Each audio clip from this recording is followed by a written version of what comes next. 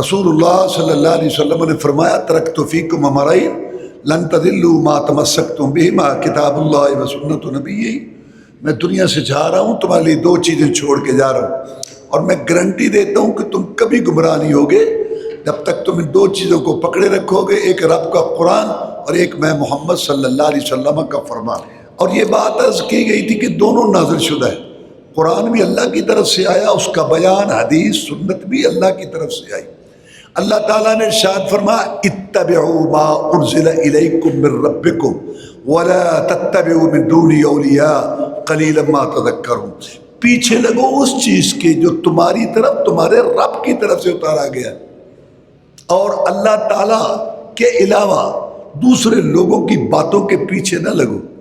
تھوڑی ہے جو تم نصیحت حاصل کرتے ہو، بات تو بالکل سیدھی ہے، دو اور دو چار، کہ خالق کی بات مخلوق کے لیے، اللہ کی بات بندوں کے لیے. جس اللہ نے پیدا کیا عبادت بھی وہی بتائے گا، عبادت کیسے کرنی ہے اللہ کی.